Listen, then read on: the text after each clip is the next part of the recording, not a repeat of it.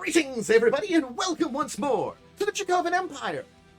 How's everybody doing today? Are you ready to dive back into the world of darkness once more? Yes, we're going to be heading to the world of darkness, and I would say we're going for a particular part of the world of darkness today, but we also aren't.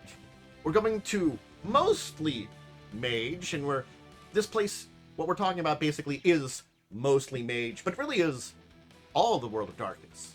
Yes, today we're going to be talking about linear magic, sorcery, and the sorcerers that use them. Linear magic, aka sorcery, So we're going to be diving in and learning all about this other form of magic that exists throughout the world of darkness. And we're going to kind of go over everything about it. It's going to be a complex, interesting topic. We're going to kind of hit the surface here a little bit. Maybe dive a little deep, but we're not going to go too deep today. But I hope you enjoy learning about enough and knowing about this alternate source of abilities and powers that goes throughout most of the world of darkness. Alright, I am your host and guide here, Dracovin. Hello, hi, greetings. Please make sure you support the channel. Make sure that is in the form of YouTube, subscribing, liking, all those kind of things. Anyway, let's get going. The world of darkness awaits. My portal's open. Let's go learn about sorcery, sorcerer, and all those other names for it. Alright, so here's the thing. There are some good sources when we look into sorcery if we want to understand a little bit. Because again, as I said, its main focus is Mage, so there is these sorcerer books from Mage. Yeah, these are... I'm showing the M21 and the older version of Sorcerer. Both these are pretty good sources for you to start looking into sorcery yourself. Other sources that do exist, as I'm showing them off here, of course, are the Vampire Dark Ages on the end there. I'm noting that one particular here because the Vampire Dark Age book, Dark Ages anything is very up to having a lot of interesting powers and stuff, and the origin of Tamir deals with sorceries and sorcerers and kind of stuff like that. But then we also have the Horrors of the Arcanum from still Mage, and then of course in between there, the Hunters Hunted. Why is the Hunters Hunted important? That's dealing with people that have abilities outside of vampire, basically mortals that hunt vampires. Granted, there are other forms of it. We get into Hunter the Reckoning, that's a little different than that. We get into people with true faith, which is different than that. We get into people with psychic powers, which is different than that. But we're going to talk about all those in future times. For now, these are some sources when we're dealing with sorcery. So what is sorcery? I guess that's a really good question to begin with here. It's also known as linear magic, sometimes henge magic, henge wizardry, shadowcraft, yojutsu. There's a lot of names for it. Henge science, if you're the Technocratic Union. Basically, it's a form of mortal non-mages using a type of magic in the world of darkness. This can be other, though, creatures that are supernatural, though. The fact is, a mage as we know them in Mage The Ascension could learn some henge magic. They could. There are Pharaoh that learn them. There are changelings that learn some. The Technocratic Union has some folks that learn them. There are those that are related to these that learned this. This is a form of power that is out there. That's what this really is. It's not a true magic, like the Awakened / Enlightened. That's what it is. And you do not need to be Awakened Enlightened to use sorcery. If you have sufficient traits, you can study and learn to use sorcery. It's a very common form of magic amongst humans in the world of darkness. And it was something that was a lot more advanced during that medieval era, that dark medieval era for the Dark Ages various games. And it had some similar techniques to the Pillars of High Magic, known as with some time period of things known as incantations existing. Now, it is different also than psychic abilities, because psychic abilities are something that is more innate. Innate. We'll talk about psychic abilities, we'll kind of like talk about true faith, because both of them are different sources of abilities. Basically, one you're kind of born with, one is granted upon you through belief, this one is learned. Yeah, it's studied, learned, understood. It's a deliberate choice, not accidental. If you have true faith, you're kind of accidentally coming into power. If you're psychic, you're kind of maybe born with it or awaken something within you. A different kind of awakening than some of the other things like there. But basically, an individual taking up sorcery, you've got a yearning to this, to learn to this. You manifest it in occult secrets, hidden knowledges. And this takes the form of a lot of different things. And there's a lot of different people that can be sorcerers, hedge mages, mortals / sleepers. Ghouls can learn it, revenants, dampiers, kinfolk, mages, caitiff, vampires can, and kinane. Kind of. Even the kinfolk are kind of. You know, it's the fact that it is so open-ended to everyone else. This is like if you're not playing one of the main creatures or main beings in a World of Darkness game, you could play one of these. You're probably not going to be as powerful, like if you're playing in a werewolf game and you're kinfolk. Sure, you could learn a few gifts, maybe, but hey, maybe diving into some hedge magic. If you're a kinane, basically related to changelings, you're not going to be, have the changeling awakening and stuff like that. If you're, a ghoul, maybe this will help out because you can dive into this because you don't get the same vampire powers. There's a lot of reasoning behind all this, but it is a mess of things. And maybe that's a good place to start talking about this too. Because there are some aspects to this we can talk about that is breaking down sorcery a little bit more, but we also have to look at the different places that sorcery is, the different games, the different worlds. And we should really start with the big three: vampire, werewolf, and of course, mage. For vampire, think blood magic. Blood magic is one of the main ways that we kind of talk about sorcery, because the Tremere use blood magic, and blood magic isn't necessarily sorcery. There's relations to it. It's sort of like blood magic was developed from combining vampiric powers with a little bit of sorcery, with a little bit of knowledge of being an actual mage.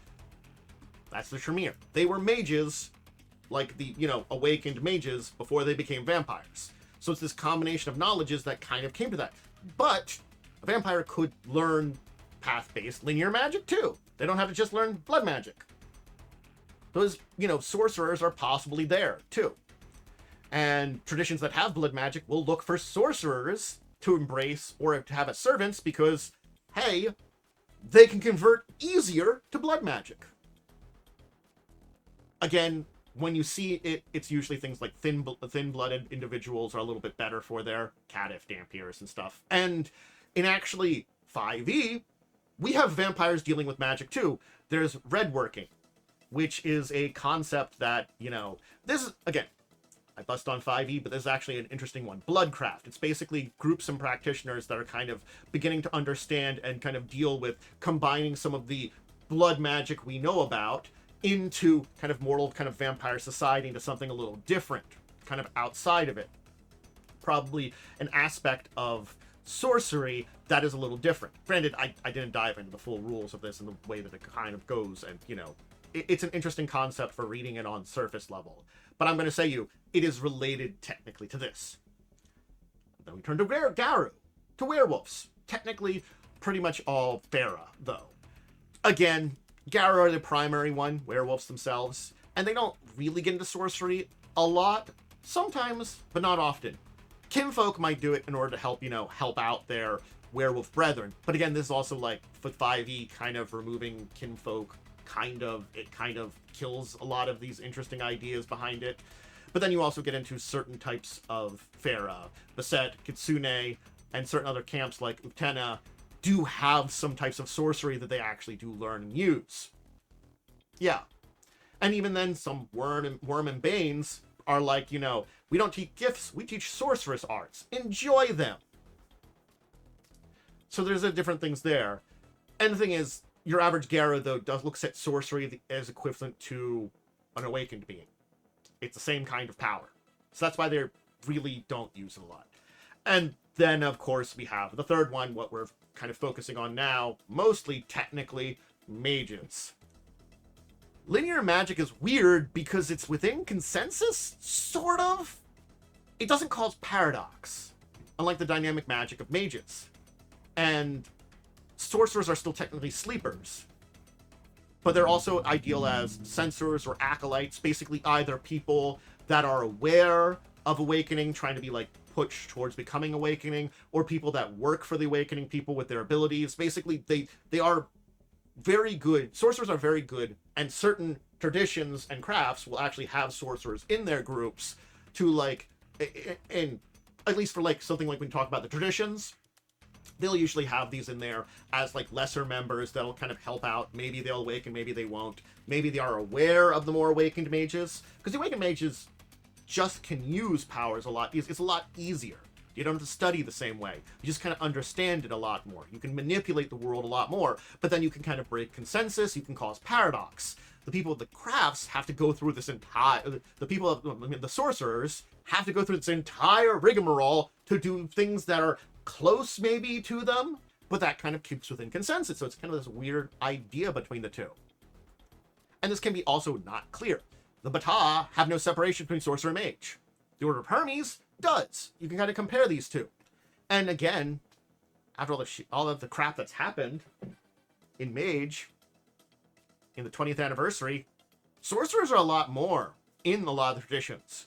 With the gauntlet kind of being messed up and everything kind of changing that way, and like a lot of really high-ranking people in a lot of groups kind of being lost, yeah, they're recruiting these members that have an idea and might be able to go there. And even you've got the rise of extraordinary citizens, people with kind of unique abilities within a technocratic union. Basically, sorcerers in the technocratic union. So you can see that there has been this rise of sorcery, and it's probably not reflected as much in the mechanics and way that people play, too. When we play awakened mages, we play werewolves, we play vampires. Traditionally, you don't usually play that sorcerer that's hanging around with the mages. That's not necessarily awakened. Maybe you are someone that's aware of them, but you're not them. I don't know. It's a different kind of power. Now, sorcery does appear in many of the other main World of Darkness worlds. You kind of get it in Wraith, because Wraiths are oftentimes used as mediums, so Wraith the Oblivion. It's not as much, though, too. In Hunter, classically, the Imbued weren't capable of hedge magic, and really didn't care between hedge mages and awakened mages. You know, they could maybe be, they could be made to aid mage in mundane tasks, but they don't get any powers from it. On the other hand, 5e, which kind of switch things around, Imbued are kind of gone. There are some hunters that turn to arcane arts to basically fight them. So that's kind of one of those extra powers. We don't really have Imbued the same way there, but we got... What's up? But we got some sorceries and groups that actually deal with that now. In Mummy, there are some sorcerers there. And in Demon, hey, a lot of the earthbound demons as they exist were brought to the plane by mages and sorcerers that summoned them. So yeah, there's reasoning behind it. Ogie, what are you up to?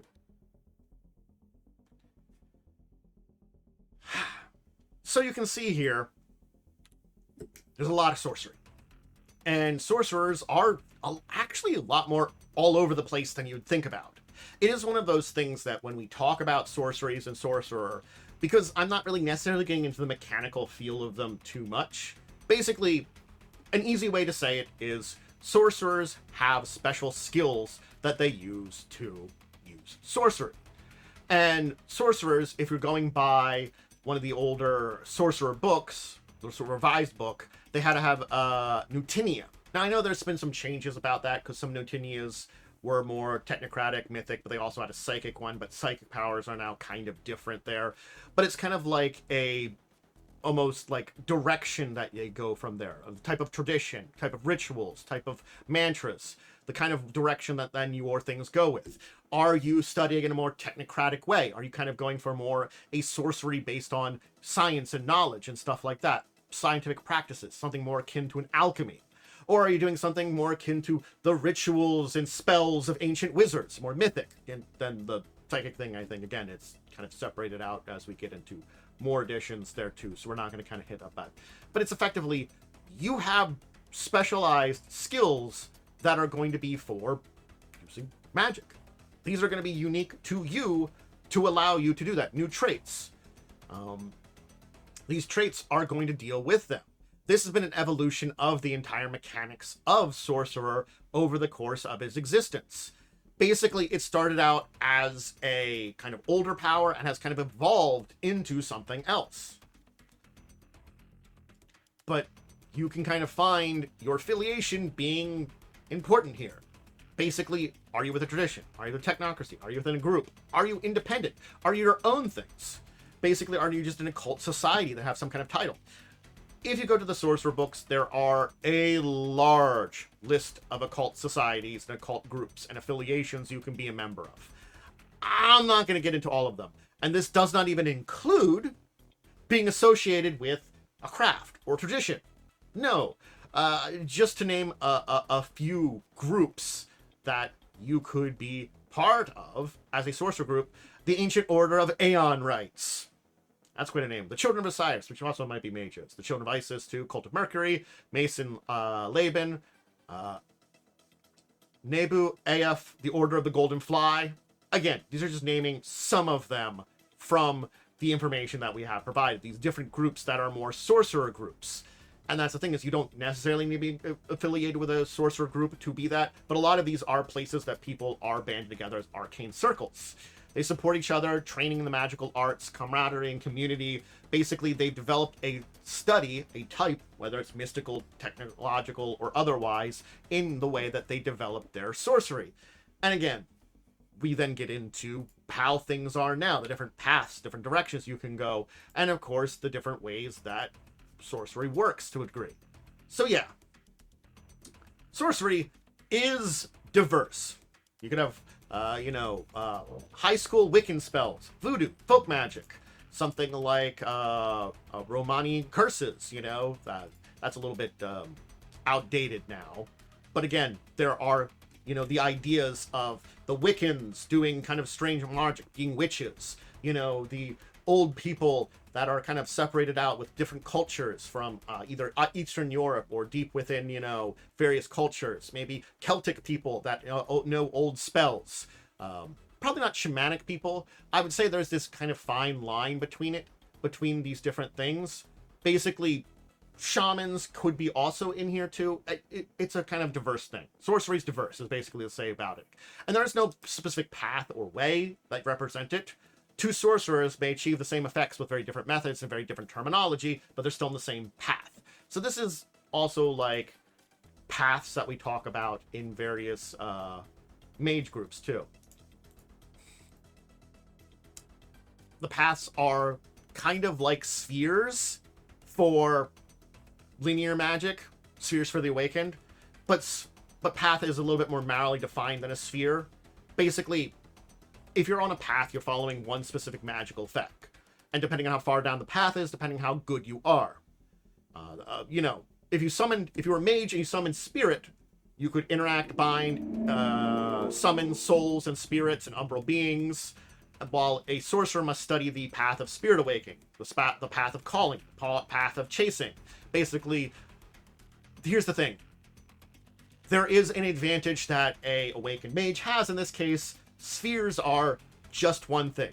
But then, the awakened mage has to deal with consensus and paradox. You as a linear mage might not have to deal with that, but you have to kind of go specific in your ways, though. And awakened mages can't really perform paths. But they can cheat a little bit and kind of follow paths. Basically, they can still them into items, to talismans, and kind of practice what they're taught and learned by sleepers. So they can kind of cheat and pretend they're mages, which also might help avoid consensus and stuff like that. So it's basically, if I'm an awakened mage, it might not be terrible to learn a path, because then I understand a type of magic, I can kind of cheat and pretend I'm on that path, even though I'm not doing it actually. And again, they have different names. But there's like alchemy, conjuration, conveyance, fortune, divination, dowsing, enchantment, etc., etc., etc. It goes down the list of the known magical paths. They appear in different books, different editions, different scenarios.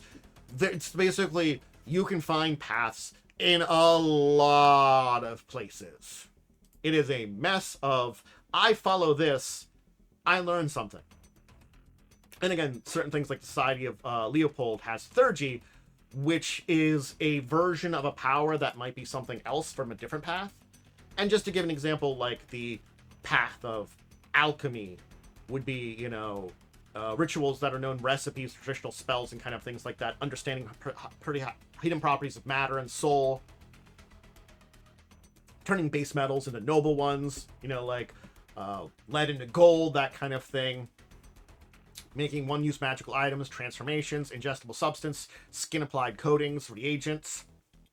Some variants in herbalism actually exist on this one. Advanced chemistry, if you're going kind of the scientific route.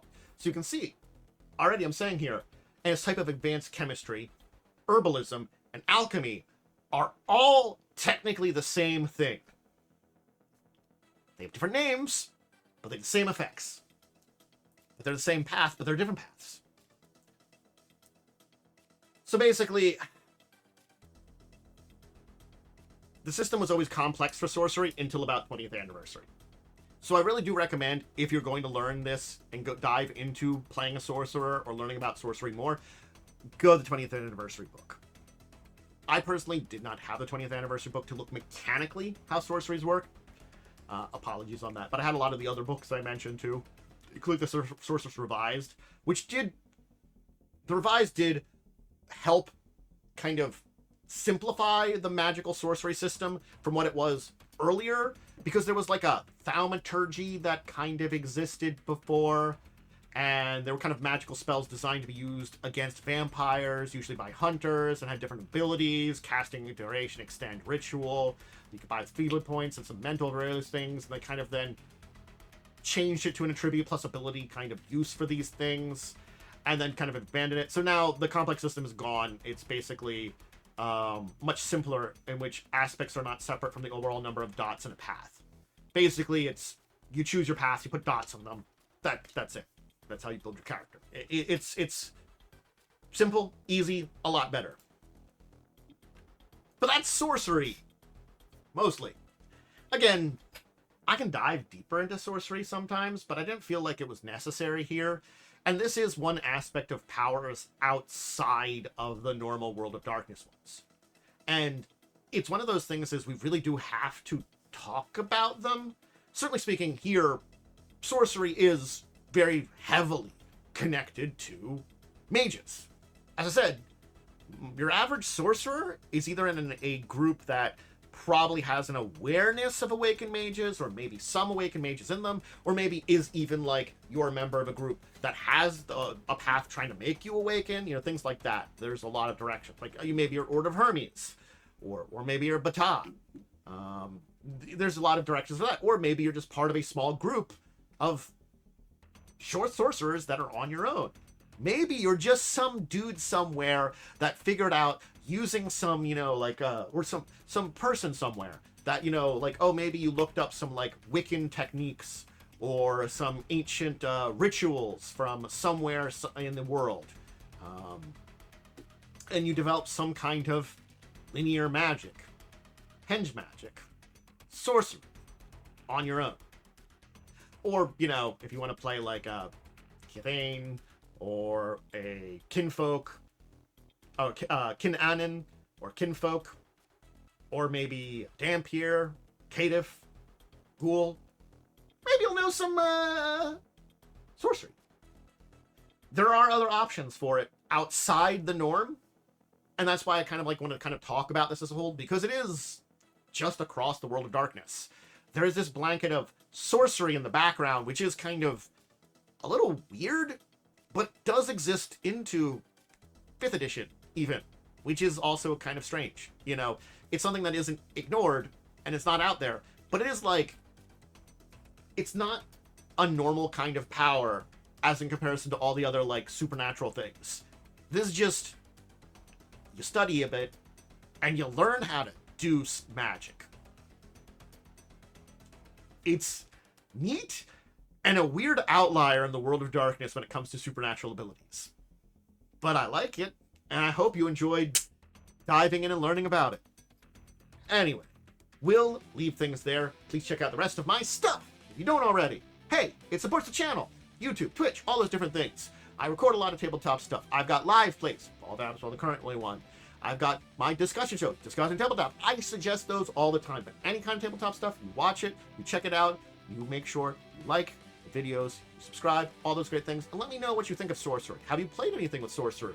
Have you played something that was another thing? Like, have you played like a kinfolk, a kinane, a ghoul maybe?